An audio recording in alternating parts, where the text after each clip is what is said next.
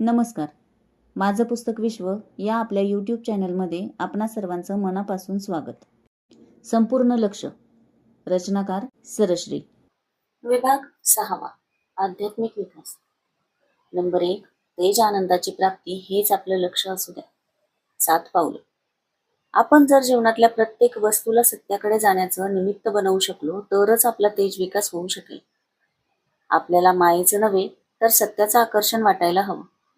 आपल्याला ज्या ज्या गोष्टी मायेकडे ओढू पाहत असतात, ज्या गोष्टी मोहमाया स्वरूप असतात, त्यांच्यावर स्वार होऊनच आपल्याला पुढे जायला हवं.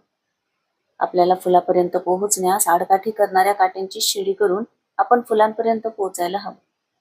आपल्याला ज्ञान समज नसेल तर आपल्या मार्गामध्ये अनेक अडथळे निर्माण होत राहते, पण समज असेल तर मात्र तेच अडथळे रूपी साप आपल्या पुढच्या प्रवासासाठी शिडी बनून उपयुक्त ठरतील. उदाहरणार्थ, एखादा मनुष्य आपल्या उंचावरच्या लक्ष्याकडे जाणाऱ्या पायऱ्या चढून जात असता अचानक वरून कुणी पाणी टाकलं तर तो त्यावरून घसरून पडेल. म्हणजेच जीवनात येणाऱ्या संकटांमुळे दुःखी होत राहील, पण ज्ञानी मनुष्य मात्र तेच पाणी बरोबरच्या बाटलीत भरून घेईल आणि मग तेच पाणी त्याला पुढे कामाला येईल. थोडं आणखी पुढे गेल्यावर दुसरं कुणी त्याच्यावर दगड फेकायला लागला तर तो त्या दगडांना खुणेचे वा मैलाचे दगड बनवून त्यांना मार्गाशेजारी रोवून ठेवेल, जेणेकरून मागून येणाऱ्या वाटसरूला त्याची मदत होईल. कुणी वरून त्याच्या अंगावर उंदीर सोडले तर आपल्या पायांना बांधलेले दोर तो त्या उंदरांकडून कुरतडून घेईल.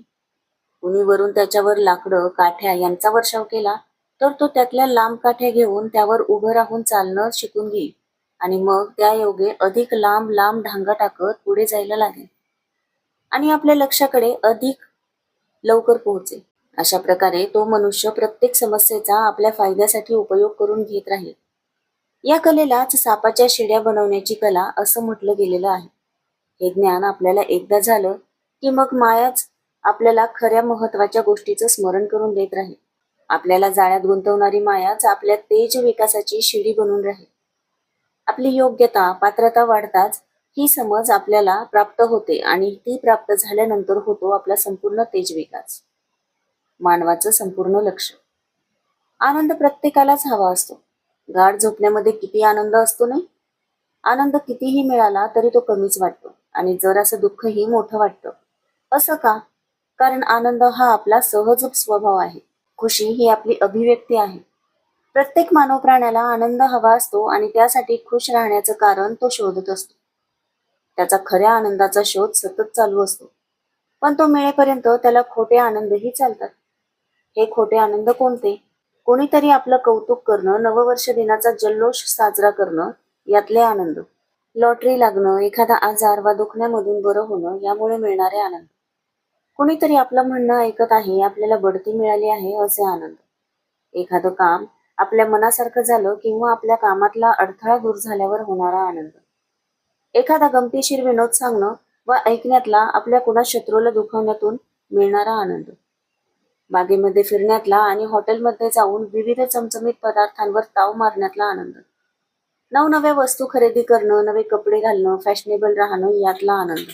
पुरस्कार मिळणं आणि ते अभिमानानं मांडून ठेवणं, आपला वाढदिवस साजरा करणं आणि त्यात अनेक भेटवस्तू मिळवणं हे आनंद.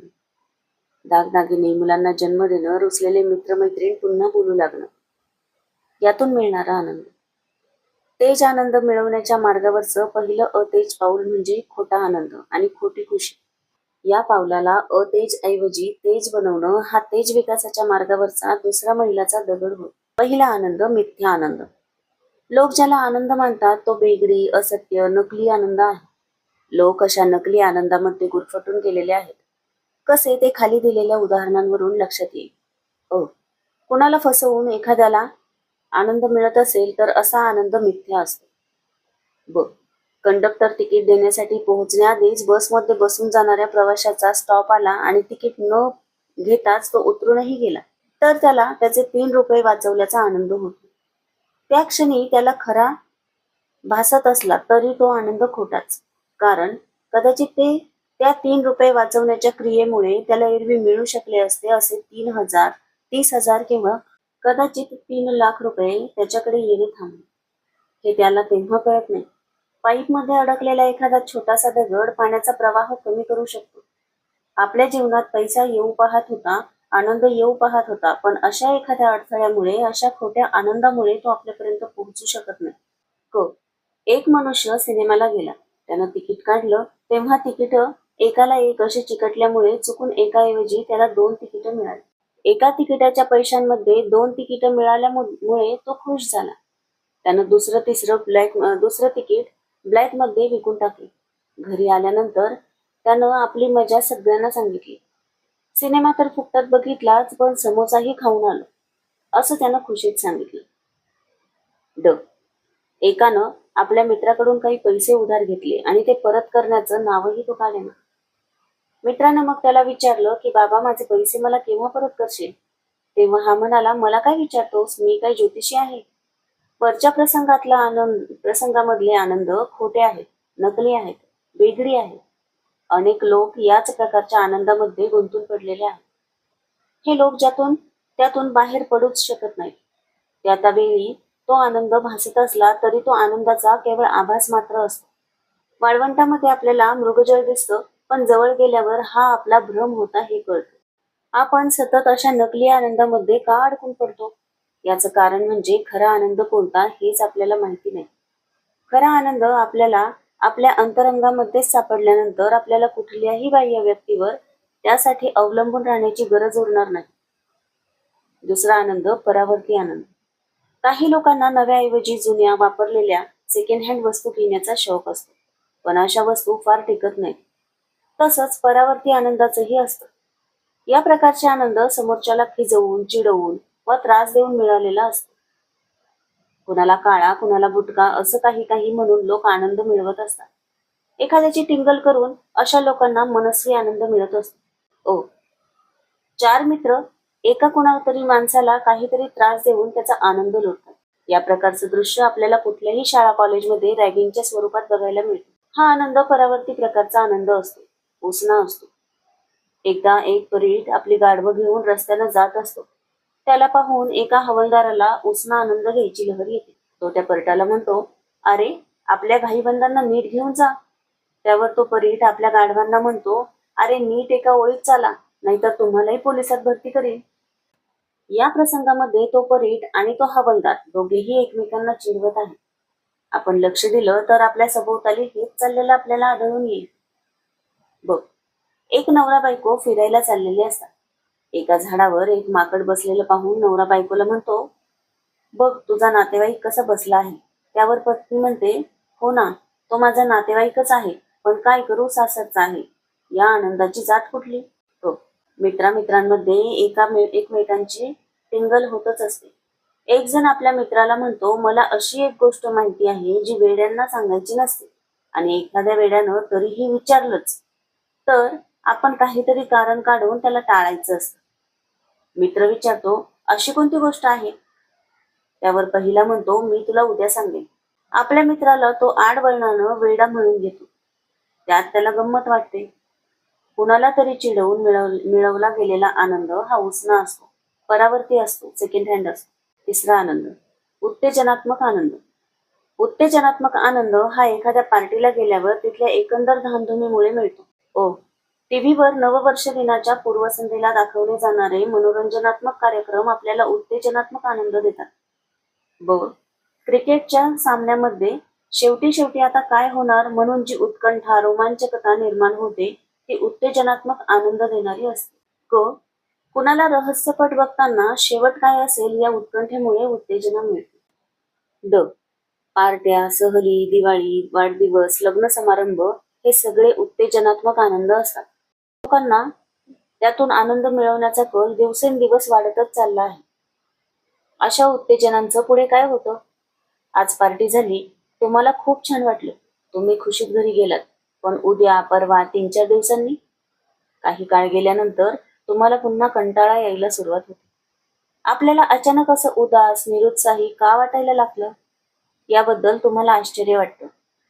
पण 3-4 दिवसांपूर्वी केलेल्या पार्टीचं फळ तुम्हाला आज मिळत आहे हे तुम्हाला तेव्हा लक्षातही येत नाही. पार्टीच्या उत्तेजनेमुळे आपल्या शरीरात उत्साह भरला होता आणि त्यामुळे आपल्याला काहीतरी वेगळं, छान, जिवंत वाटत होतं. पण आता सगळी उत्तेजना संपल्यावर कसं वाटत आहे? कंटाळवाणं, उदास, जड, एकाकी, हे काय जीवन? सगळीच निराशा. आपल्या कंटाळ्याचं कारण ज्याला कळेल तो खऱ्या आनंदाचा शोध घेईल, पण ज्याला खरा आनंद काय हेच माहित नाही तो काय करेल?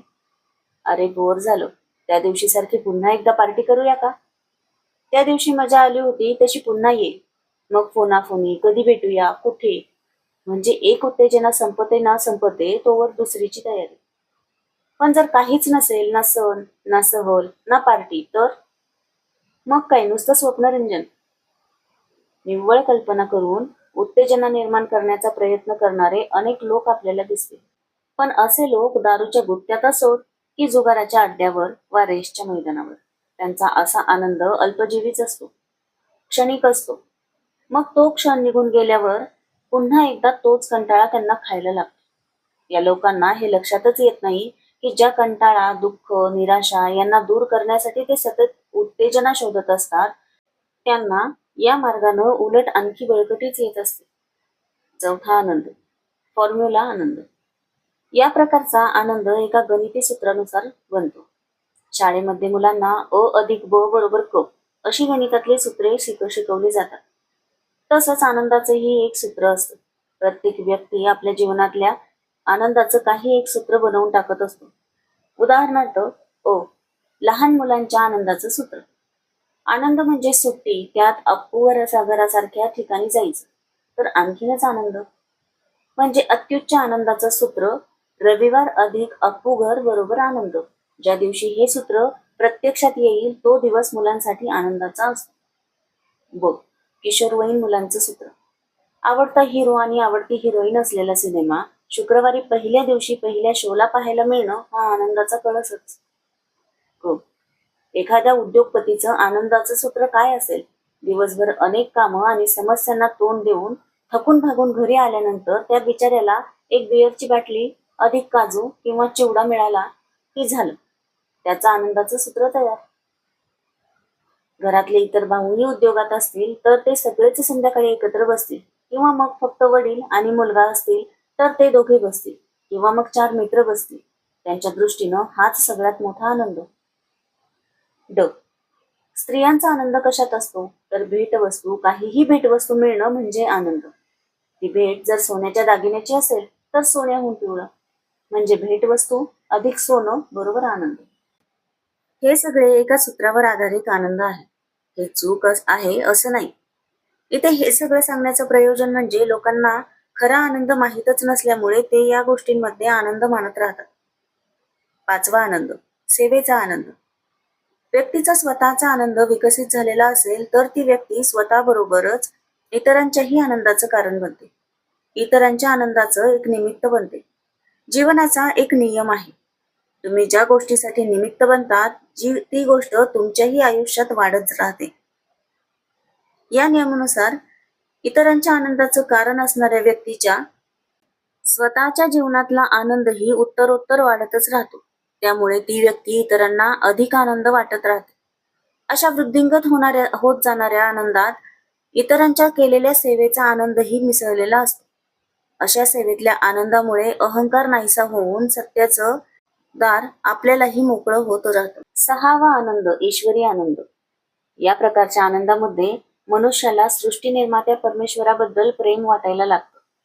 ईश्वरानं निर्मिलेल्या प्रत्येक गोष्टीबद्दल अप्रूप वाटून त्या आनंदात त्याच्या तोंडून ईशस्तवन, भजनं उमटायला लागतं. त्यातला कोणी म्हणू लागतो की अमुक एक घटना घडणं ही परमेश्वराची इच्छा असेल तर तीच माझीही इच्छा आहे. त्याला ईश्वराच्या मर्जीबद्दल प्रेम वाटायला लागतं. मी असं राहावं, जगावं हीच जर परमेश्वराची इच्छा असेल तर मला आनंदच आहे. 6व्या आनंदातले लोक ईश्वराच्या इच्छेला आडकाठी करत नाहीत. मी रडावं अशी त्याची इच्छा असेल तर मी आनंदानं रडेन. अशा प्रकारे हे लोक आनंदातही रडू शकतात. एरवी रडणं हा प्रकार दुःखाचा द्योतक असतो, पण इथे त्यात आनंद असतो कारण ईश्वराची इच्छा, या ईश्वरी इच्छेचं ज्ञान अशा व्यक्तीला झालेलं असतं. या 6व्या ईश्वरी आनंदामध्ये प्रार्थना उमटते, भक्ती होते आणि ईश्वरीय शक्तीप्रती कृतज्ञता व्यक्त होते.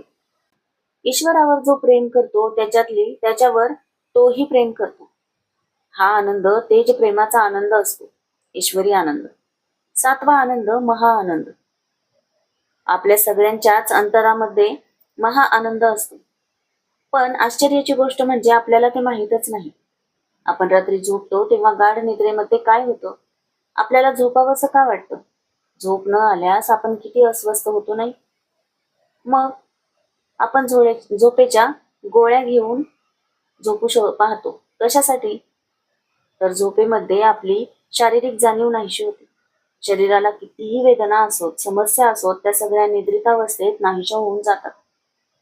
झोपेमध्ये असं काही तत्व असतं की ज्याच्या संपर्कामध्ये आल्यानंतर आपली सगळी दुःख, सगळ्या वेदना संपून जातात. पण सकाळी उठल्यावर मात्र पुन्हा एकदा सगळं पूर्ववत होतं. आपल्याला झोपेमध्ये जे अनुभवायला मिळतं तेच जागेपणीही अनुभवायला मिळालं तर त्याला महाआनंद म्हणतात.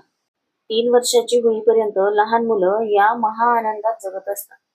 कारण या कालखंडात मुलांना आपल्या शरीराची जाणीवच नसते. मूल जोडीत वा पाळण्यात असो वा कुठलीही क्रिया करत असो, त्याला त्याच्या शरीराची कुठलीही जाणीव नसते. आपण त्याच्याकडे कौतुकाने पाहत असतो, पण त्याला समोर आपलं शरीर त्याच्या बाजूला त्याचं स्वतःचं शरीर आहे अशी जाणीव नसते. समोर आलेलं आपलं शरीर त्याला दिसत असतं, पण त्याचं स्वतःचं शरीर मात्र त्याच्या नेणिवेत नसतं. आपण सगळेही याच अवस्थेमधून गेलेलो आहोत. याच अशारीर अनुभवाची अवस्था म्हणजे महाआनंद. आपल्याला लहान बालकाप्रमाणेच हा महाआनंद प्राप्त करायचा आहे. पुन्हा एकदा लहान व्हायचं आहे. लहान होणं म्हणजे बोबडं बोलणं आणि लपाछपी खेळणं नव्हे, तर ज्या अशारीर अवस्थेत मुलं राहतात ती प्राप्त करणं होतं. त्यासाठी आपल्याला बुद्धीकडून हृदयाकडे जायचं आहे. तेज विकास करायचा आहे. महाआनंद तिथेच आहे. आता आपण मोठे झालो आहोत, मग पुन्हा लहान कशासाठी व्हायचं असं तुम्ही विचाराल. याचं उत्तर असं आहे की महाआनंदाची यात्रा इथूनच तर सुरू होत असते. जीवनात सुरुवात लहानपणापासून आणि त्याचा शेवटही त्याच अवस्थेत. हे ज्याला साधलं त्याचा तेज विकास झाला. खरा आनंद एक आनंद असा असतो जो अकारण असतो. त्यामध्ये काहीतरी मिळालं वा काहीतरी गमावलं असं कुठलेही कारण नसतं. एक आनंद असा असतो जो काल परत्वे कमी होत नाही. तो काळाबरोबर वाढतच जातो. कारणामुळे मिळणारा आनंद ते कारण दूर होतात संपतो आणि दुःख मागे ठेवतो. पण अकारण असलेला आनंद दूर होणं शक्यच नसतं आणि हा आनंद मिळवणं हेच मनुष्याचं परम ध्येय असायला हवं. यालाच तेज विकास म्हणता येईल. नंबर 2, आपल्या शंकांचा विकास करा. शंकांचा विकास म्हणजेच आपला विकास. जीवनात आपण उचलत असलेलं प्रत्येक पाऊल आपल्याला एकतर विकासाकडे नेतं किंवा मग अधःपतनाकडे. प्रत्येक अतेज पाऊल आपल्याला विनाशाच्या खाईत लोटतं आणि प्रत्येक तेज पाऊल आपल्याला प्रगतीच्या अत्युच्च शिखराकडे नेतं. आपल्या विकासाकडच्या प्रवासामधला पहिला मैलाचा दगड म्हणजे चौकशी करणं, प्रश्न विचारणं, प्रश्नांचा विकास. कारण आपला प्रवास योग्य दिशेनं चालला आहे की नाही हे जाणणं महत्वाचं असतं. आपण जे प्रश्न विचारतो त्यावरून आपली अवस्था कळत असते. आपण एका अवस्थेतून दुसरीत गेलो की आपले प्रश्नही बदलतात. अवस्थेनुसार आपली प्रार्थना बदलते, आपली भाषा बदलते, आपला भाव बदलतो, आपले विचार बदलतात. आपले आजचे प्रश्न आपली आजची समज दर्शवतात. म्हणूनच आपले प्रश्न कोणती समज, कोणते भाव आणि कोणत्या दृष्टिकोनातून निर्माण झाले आहेत हा प्रश्न आपण स्वतःला विचारायला हवा. तेज विकासाच्या जाणीवेमुळे प्रश्न बदलतात. जाणीवेच्या वेगवेगळ्या पातळ्यांवर आपण आपल्या मनाची अवस्था बदलत असते. या प्रत्येक अवस्थेत आपल्या मनात अनेक प्रश्न उभे राहत असतात. हे प्रश्न जितके सखोल तितकीच त्यांची उत्तरही सखोल असतात. आपल्या जाणीवेचे वेगवेगळे स्तर दर्शवणारे 5 प्रश्न असे. नंबर 1, प्रश्नासाठी प्रश्न म्हणजेच पोपटपंच. असे प्रश्न केवळ विचारायचे म्हणून विचारले जातात. त्यांची उत्तरं जाणून घेण्यात प्रश्नकर्त्याला फारसं स्वारस्य नसतं. या प्रकारच्या प्रश्नांची उत्तरं देत बसणं आवश्यक नसतं. उदाहरणार्थ, रेल्वेत बसून चाललेला मुलगा आपल्या वडिलांना विचारतो, बाबा हे काय आहे? त्याचे वडील त्याला उत्तर देतात. मग एका कावळ्याकडे बोट दाखवून तो मुलगा पुन्हा विचारतो, हे काय आहे? वडील म्हणतात, हा कावळा आहे. कावळ्याकडेच बोट दाखवून मुलगा पुन्हा विचारतो, हे काय आहे? वडील म्हणतात, हा कावळा आहे. मुलगा पुन्हा तोच प्रश्न विचारतो तेव्हा मात्र वडील वैतागतात. हा पुन्हा पुन्हा तेच का विचारतो आहे? पण त्या वडिलांना हे लक्षात येत नाही की त्या मुलाला त्या प्रश्नाचं उत्तर आता नको आहे. तो फक्त प्रश्न विचारण्याचा सराव करतो आहे. मुलांना नुकतंच बोलता यायला लागलं की ती अशी काहीतरी बडबड करत राहतात. घरात पिंजऱ्यातल्या पोपटानं दार वाजवताच कोण आहे असं विचारावं, तसंच हे. पोपटाला असं बोलायला शिकवलं जातं, त्याला त्या प्रश्नाचं उत्तर जाणून घेण्यात काही रस असतो का? पोपटाला आपण जे काही बोलायला शिकवू तेच तो दिवसभर बडबडत राहतो. प्रश्नासाठी प्रश्न असेच असतात. नंबर 2, फावल्या वेळेचे प्रश्न. काही लोक निव्वळ वेळ घालवण्यासाठी म्हणून प्रश्न विचारत असतात. तुम्ही नुसतेच बसला आहात तर चला तुम्हाला काहीतरी विचारूया, असं. दोन प्रवाशांचा हा संवाद पहा. पहिला प्रवासी: मी पण त्याच पेठेत राहतो की, तुमच्या बिल्डिंगचं नाव काय? दुसरा प्रवासी: अमुक अमुक बिल्डिंग. पहिला प्रवासी: अरे मी पण तिथेच राहतो, तुमचा फ्लॅट कोणता? दुसरा प्रवासी: अमुक अमुक. पहिला प्रवासी: अरे मीही त्याच घरात राहतो. असा त्यांचा संवाद चालू असताना शेजारचा तिसरा प्रवासी आश्चर्यानं विचारतो, अरे काय कमाल आहे, तुम्ही दोघे एकाच घरात राहता आणि एकमेकांना ओळखत नाही? तेव्हा ते दोघे म्हणतात, अहो ओळखतो, आम्ही काका पुतणे आहोत, फक्त वेळ घालवण्यासाठी काहीतरी बोलत होतो इतकंच. काळ पुढे सरकत असतो. आपल्याला मानवाचा जन्म मिळालेला आहे आणि हे जीवन अमूल्य आहे. ते असं वायफळ बडबड करण्यात घालवण्याऐवजी तेवढ्या काळात आपला तेज विकास होऊ शकतो. महा आनंद मिळवण्याकरता वेळेचा सदुपयोग करण्याऐवजी लोक तो असा व्यर्थ दवडतात. आपण वेळ घालवतो आहोत असं त्यांना वाटतं, पण प्रत्यक्षात काळ त्यांना ओलांडून पुढे जात असतो. अनेक लोक अज्ञानात आयुष्य घालवतात आणि अज्ञानातच त्यांचा शेवट होतो, कारण काळ त्यांना बाजूला ठेवून पुढे निघून जातो. काळ हा नित्य प्रवाही असतो. सत्य काय आहे ही जिज्ञासा ज्याला वाटली त्याचीच पुढची यात्रा सुरू होते. पहिल्या आणि दुसऱ्या प्रकारचे प्रश्न विकासाला कुठल्याही प्रकारे सहाय्य करत नाहीत. नंबर 3, वेळ सत्कारणी लावणारे प्रश्न. हे प्रश्न वेळेचा सदुपयोग करणारे असतात. रस्त्यात भेटलेल्या परिचिताला 4-2 प्रश्न विचारल्यामुळे काही माहिती मिळते. असं भेटणारे लोक फालतू प्रश्न विचारत बसत नाहीत. कुणी साधक भेटला तर आपण विचारतो, अरे आता शिबिर केव्हा आहे, किंवा आता प्रवचन केव्हा आहे. एरवी हा प्रश्न आपण त्याला मुद्दाम जाऊन विचारला नसता. तो व ती साधक अचानक रस्त्यात भेटलीच आहे तर काहीतरी निरर्थक बोलण्याऐवजी हे विचारावं या भावानं आपण असे प्रश्न विचारतो. हे वेळ सत्कारणी लावणारे प्रश्न होय. नंबर 4, जिज्ञासू प्रश्न. या प्रकारचे प्रश्न कुणीही आणि केव्हाही विचारत नाही. असे प्रश्न विचारण्यापूर्वी प्रश्नकर्त्याला त्या विषयाचा अभ्यास करावा लागतो. अभ्यास वा विचार केल्याशिवाय जिज्ञासापूर्ण प्रश्न मनात उत्पन्नच होत नाहीत.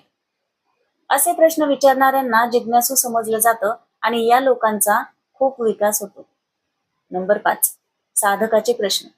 साधक निव्वळ जिज्ञासेमुळे व उत्सुकतेतून प्रश्न विचारत नाही. महा आनंद म्हणजे काय, असा आनंद खरोखरच अस्तित्वात असेल तर तो मला मिळू शकतो का? त्यासाठी मला काय करावं लागेल?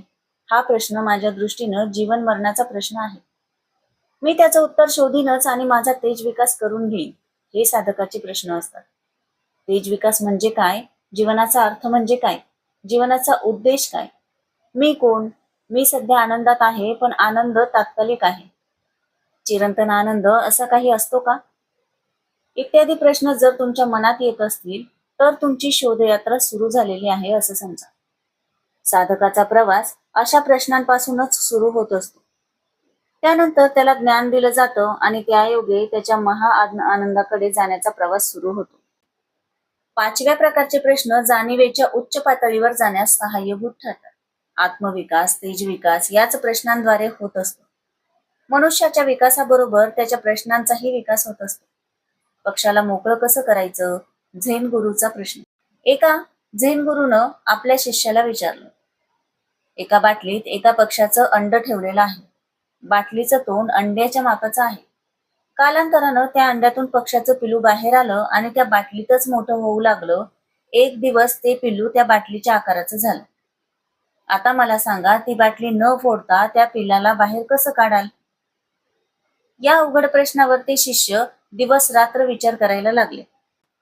हा प्रश्न विचारताना ते गुरु विचारांच्या सर्वोच्च पातळीवर असतात. शब्दांच्या पलीकडे पोचलेले असतात. त्यांना त्यांच्या प्रश्नाचं उत्तर त्याच पातळीवर विचार केल्यास मिळू शकतं, अन्यथा नाही. शिष्य बिचारे तऱ्हेतऱ्हेची उत्तरं देऊन बघतात. असं केलं तर, तसं केलं तर, बाटलीला उष्णता दिल्यास तिचं तोंड कदाचित प्रसरण पाहून मोठं होईल, वगैरे वगैरे. पण प्रत्येक उत्तर ऐकल्यावर गुरु म्हणतात चूक, पुन्हा प्रयत्न करा. असेच काही दिवस जातात. एके दिवशी एक शिष्य उड्या मारत येतो आणि सांगतो पक्षी उडून गेला. तो बाटलीत नव्हताच मुळी. तेव्हा त्या शिष्याला ते कोडं समजलं होतं. झेन गुरूंनी आजवर विचारलेले प्रश्न आणि त्यांची उत्तरं अशी अनेक पुस्तकं बाजारात मिळतात. प्रत्येक लेखकानं आपापल्या परीनं त्यातल्या कोड्यांची उत्तरं लिहून पुस्तकं छापलेली आहेत. पहिल्या 8 पावलांमध्ये ही उत्तरं आहेत, पण ती उत्तरं खरी नव्हेत. अशी पुस्तकं वाचणाऱ्या लोकांना खरी उत्तरं माहिती नसल्यामुळे ती पुस्तकं खपतातही. आयती उत्तरं मिळत असतील तर सामान्य साधकांना आणखी काय हवं? पण यामुळे आत्मसाक्षात्कार होणार नाही, कुठलंही आकलन होणार नाही. खरा प्रश्न आणि खरं उत्तर. खरं उत्तर कोणतं? तुम्ही त्याचा अनुभव घेतलात तरच तुम्हाला प्रश्न कळेल. वर दिलेल्या कूट प्रश्नातली बाटली म्हणजे काय? तर आपले शरीर. आणि पक्षी म्हणजे चैतन्य, आपलं स्व, जे त्या बाटलीमध्ये लपलेलं आहे, तिच्या आत नाही. हिंदी सिनेमातल्या नृत्य दृश्यात दाखवतात तसं. आपल्याला समोर उभा असलेला नायक तेवढा दिसतो, पण त्याच्या मागे अनेक सहनर्तक एका रेषेत उभे असतात आणि एक एक करत ते प्रकट होत जातात. थोड्याच वेळात तिथे नर्तकांचा एक ताफाच आपल्याला दिसायला लागतो. हा जो पक्षी आहे त्याचा आकार कसा आहे? त्याचा आकार त्या बाटलीपेक्षा पुष्कळच मोठा आहे. या रूपकात गुरु आपल्या शिष्यांना असं सांगू पाहत आहेत की अनुभवाला कुठलीही सीमा नसते, तो असीम असतो. हा असीम अनुभव एका बाटलीच्या आकारामध्ये बंदिस्त आहे. त्याला आपण मोकळं कसं करणार हाच खरा प्रश्न आहे. आपण आपल्या शरीराच्या मर्यादांपलीकडे आपल्या अनुभवाला कसे नेणार? आत्मज्ञानी कसे बनणार? अनुभव आपल्या शरीरापेक्षा खूप मोठा आहे. आपल्या शरीरापूर्वीही तो होता आणि आपले शरीर नष्ट झाल्यानंतरही तो भासमान होतच राहणार आहे. अनुभव जेव्हा जाणीवेच्या पातळीवर स्थापित झाला तेव्हा त्याला कळलं की ही कैद नाही. अनुभव एका आरशासमोर उभा राहून स्वतःचे निरीक्षण करत होता.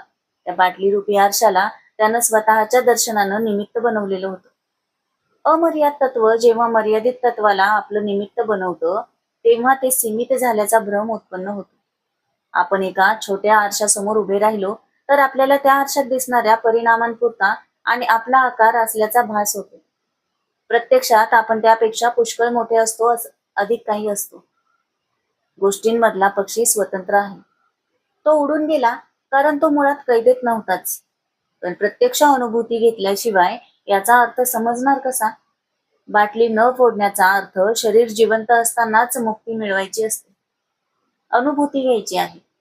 मेल्यानंतर आपोआप मुक्ती मिळेलच वा मोक्ष मिळेलच असं काही नाही.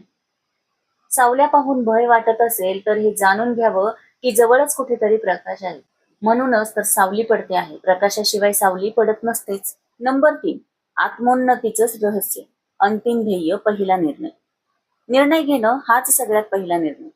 आजपासूनच असं ठरवा की आता आपण निर्णय घ्यायला सुरुवात करायची आहे. यामुळे तुमची निर्णय क्षमता वाढेल. आपण एखादा निर्णय घेताच आपली सगळी शक्ती त्या दिशेनं कार्य करायला लागते. तुम्ही आज घेत असलेले निर्णय तुमचं भविष्य ठरवत असतात.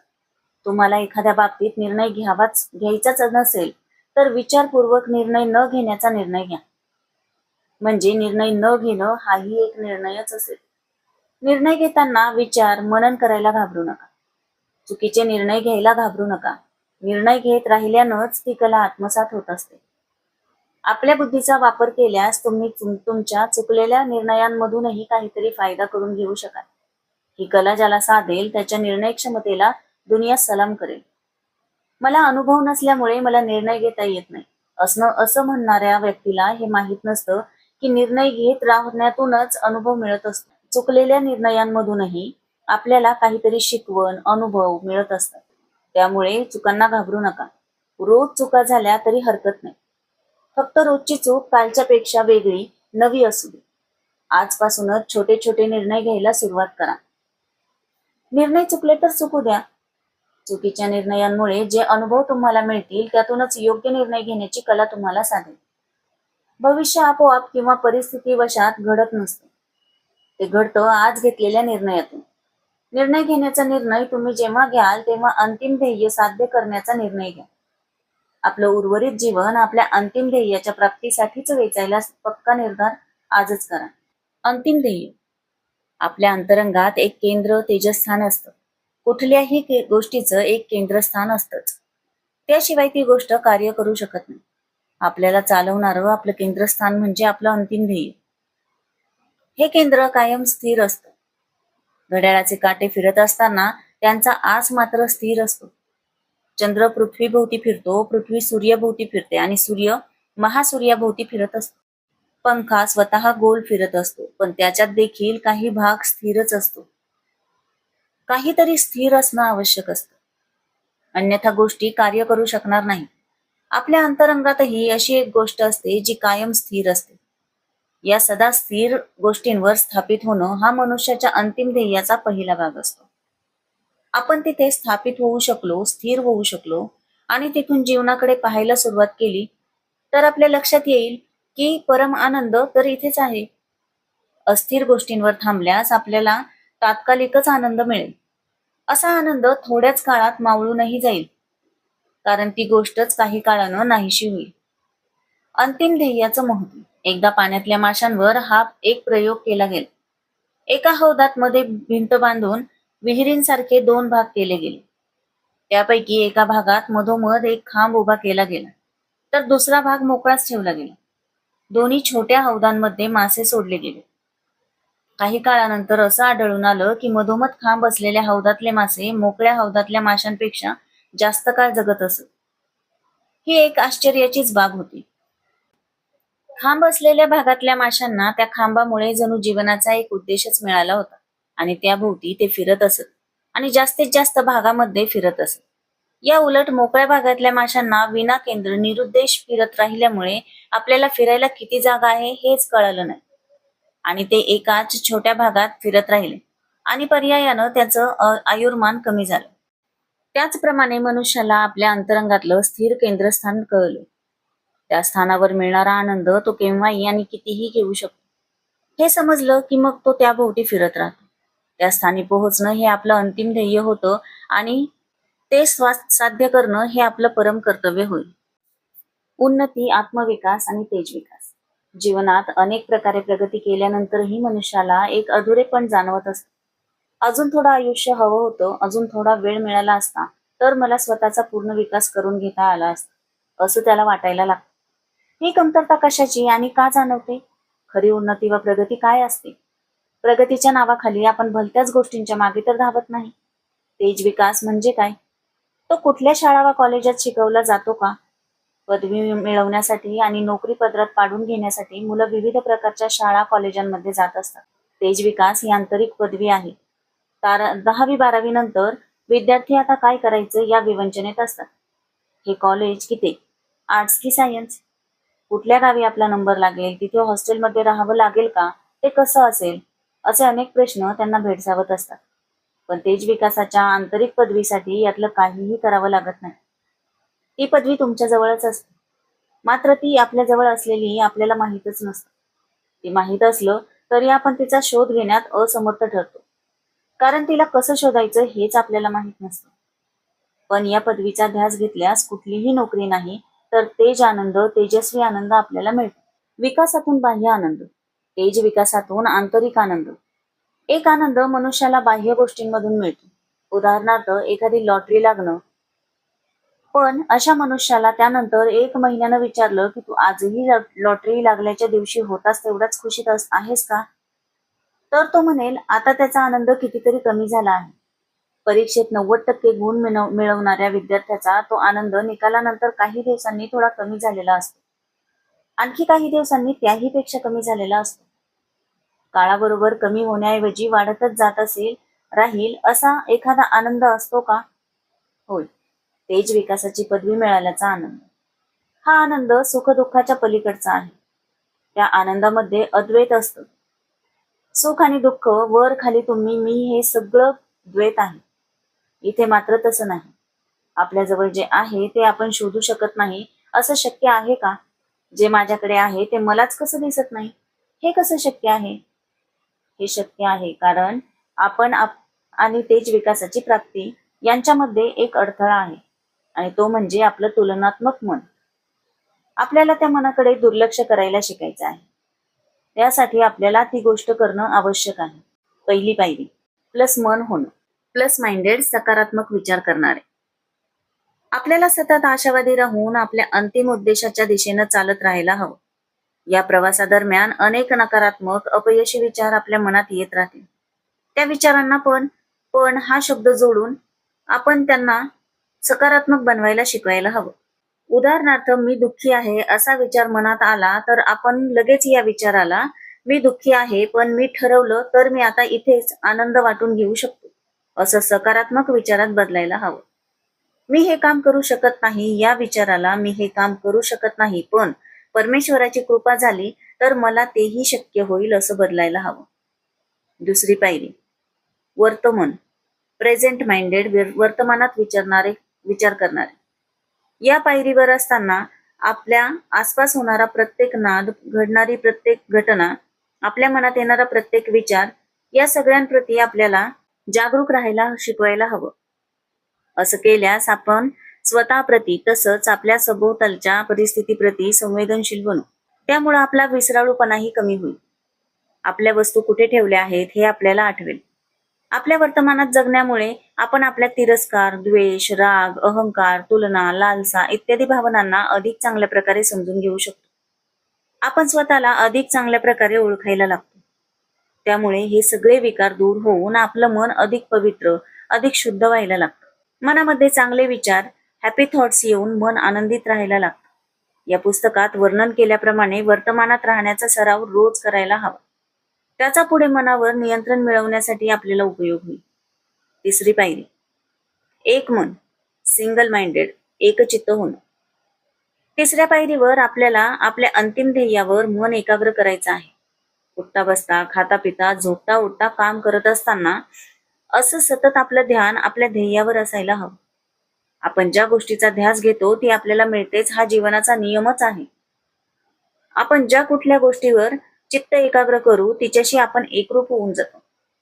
ज्याप्रमाणे रेडिओ कुठलंही स्टेशन लावताच त्यावर चालू असलेलं संगीत प्रसारित करायला सुरुवात करतो तसंच काहीसं हे असतं. आपलं अंतिम ध्येय आपल्या केंद्रस्थानी जिथे अत्युच्च आनंद आहे तिथे स्थापित होणं हे आहे. असं झाल्यास आपल्याकडून नेहमी आनंदाचीच अभिव्यक्ती होत राहील. या 3 पायऱ्या आपल्या मनाला अंतरंगात घेऊन जातात. आपलं मन जेव्हा आपल्या आत एकाग्र असतं तेव्हा आपलं शरीर मंदिर बनतं. ते जर आपल्या बाहेर एकाग्र असेल तर आपलं शरीर उजाड असतं. मन आपल्या केंद्राच्या अधीन होतं तेव्हा त्या केंद्रामधून आनंद, मौन आणि प्रेम पाझरतात. मनाच्या या अवस्थेमुळेच देशात वा जगात शांतता नांदत असते. विकास म्हणजे सापाला शिडी बनवण्याचं ज्ञान. निराशेला आपली शिडी बनवा. काही लोक जीवनात निराश होतात आणि मग आपण निराश झालो याबद्दल दुःख करत बसतात की मी दुःखी का आहे. पण आपण त्याचं अभिनंदन करायला हवं. अभिनंदन कशासाठी तर ते यासाठी की निराश झालेले लोक स्वतःचा शोध घ्यायला लागतात. त्यामुळे ताणतणाव आणि निराशा आपल्याला प्रगतीच्या मार्गावर नेत असतात. आपल्याला दुःख का झालं? आपण आपले विचार बदलू शकतो का? आपल्या अंतरंगात काहीतरी स्थिर असं आहे का? आपण त्याचा शोध कसा घ्यायचा? जीवनाबद्दल आपण कोणता दृष्टिकोन बाळगायला हवा? या सगळ्या गोष्टी सत्य आपण जाणून घेण्याचा प्रयत्न करतो. जीवनात तणावाचे प्रसंग आले तर घाबरून जाऊ नका. तणावाचा ताण येणं चूक आहे. आपल्याला ताण का आला या विचारानं काही लोक चिंतित असतात. आपल्याला राग का आला म्हणून काही लोक स्वतःवर रागवतात. आता राग येऊ नयेच पण समजा आला तर ठीक आहे. पण राग येणं हे जास्त हानिकारक आहे. रागाबद्दल राग येऊ न देणं, निराशेबद्दल निराश न होणं एवढं जरी तुम्ही समजून घेतलं तरी पुरे. निराशा वाटली ठीक आहे, बघूया ती काय करते, कुठपर्यंत नेते. मग पुढे जाऊन म्हणा अरे वा या निराशेमुळे मी उलट प्रगतीच केली, तेज विकास केला. अस्वस्थ न होणारे लोक जीवनात काहीही विशेष साध्य करू शकत नाहीत. ते सामान्यच राहतात. सापाला शिडी बनवण्याच्या मार्गाचा शोध सगळीकडे सुरू आहे. आध्यात्मिक उन्नती करू पाहणारा मनुष्य मंदिर, मस्जिद, गुरुद्वारा वा चर्चमध्ये जातो. सत्संगाला हजेरी लावतो वा कुणा गुरुकडे धाव घेतो. जरा विचार करा, जे लोक मंदिरात जातात त्यातले किती लोक देवाजवळ मला सत्य मिळावे यासाठी प्रार्थना करतात? किती लोक आध्यात्मिक उन्नतीसाठी देवाची करुणा भागतात? निव्वळ आध्यात्मिक उन्नती कशी करावी हे जाणून घेण्याच्या उद्देशानं सत्संगाला जाणारे लोक 10% असतात. बाकी सगळे मंदिरात जाऊन देवाला माझं हे काम होऊ दे, माझा परीक्षेचा निकाल चांगला लागू दे, माझी अमुक समस्या दूर कर, माझा इंटरव्ह्यू चांगला होऊ दे, मला मुलगा होऊ दे, माझं दुःख बरं होऊ दे, अशाच प्रार्थना करत असतात. सत्संगाला गेल्यावर ते महाराज वा बुवा काय करणार? तर एक आंबा, एक केळ असं कुठलं तरी फळ देऊन ते आपली समस्या सोडवतात. पण आपल्याला फक्त सांसारिक समस्या सोडवायच्या आहेत का? नाही. सांसारिक अडचणींचं निराकरण म्हणजे अध्यात्म नव्हे. उन्नती, विकास या शब्दातली शक्ती. मानवाच्या आदिम अवस्थेत जंगलात राहणाऱ्या आपल्या पूर्वजांच्या डोक्यात एक शब्द सतत भुंग्यासारखा रुंजी घालत असे. उन्नती, प्रगती, शोधा या शब्दानं त्यांना खूप सतावलं. त्यातून त्यांनी मग भाला नामक हत्यार बनवलं, ज्यामुळं त्यांना शिकार करणं सोयीचं झालं. त्यांना वाटलं चला आपली प्रगती झाली. पण परत तोच शब्द त्यांच्या डोक्यामध्ये घुमायला लागला. मग एक एक शोध लागायला लागले. चाक, हातगाडी, यंत्र, सुटे भाग इत्यादी चाकांच्या शोधामुळे खूप फरक पडला. खूप मोठा विकास घडून आला. पण अशी उन्नती झाल्यानंतरही तो शब्द मानवाचा पिच्छा सोडत नव्हता. उन्नती, प्रगती, शोधा. आता काय शोध लावायचा? मग एके दिवशी नाण्याचा शोध लागला. त्यातून पुढे आणखी वेगानं प्रगती होत गेली. पण खूप पैसा आल्यानंतरही उन्नती, प्रगती, शोधाचा भुंगा सुरूच होता. माणूस चंद्रावर पोहोचला, प्रगतीची अनेकानेक शिखरं त्यानं पादाक्रांत केली. पण तो शब्द पाठ सोडायला तयार नव्हता. भविष्यात कदाचित आवाजाप्रमाणे एखादं विशिष्ट वातावरण एका ठिकाणावरून दुसरीकडे पाठवणं शक्य होईल. म्हणजे टीव्हीवरच्या पाककला कार्यक्रमाच्या वेळी तिथं दरवळणारा सुवास टीव्ही मधून आपल्यापर्यंत पोहोचेल, किंवा काश्मीरचं दृश्य पडद्यावर आलं की आपल्यालाही थंडी वाटायला लागेल. वाळवंटाची फिल्म लावा, उष्णता मिळेल. आज हे अशक्य वाटतं, पण आज जे अशक्य वाटतं तेच उद्या आपल्या पुढे प्रत्यक्ष उतरत असतं.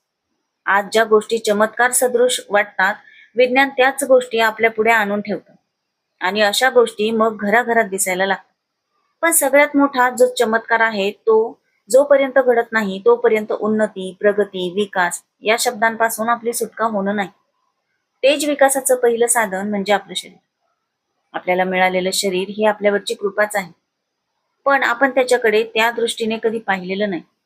शरीर सगळ्यांनाच मिळतं, त्यात विशेष ते काय असं आपल्याला वाटतं.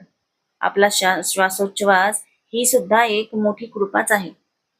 मूल जन्मतं तेव्हा त्याचा श्वासोच्छवास सुरू होण्याची सगळेजण जीव मुठीत धरून वाट पाहत असतात. त्या इवल्याशा जीवाचा श्वासोच्छवास हे केवढं मोठं आश्चर्य आहे.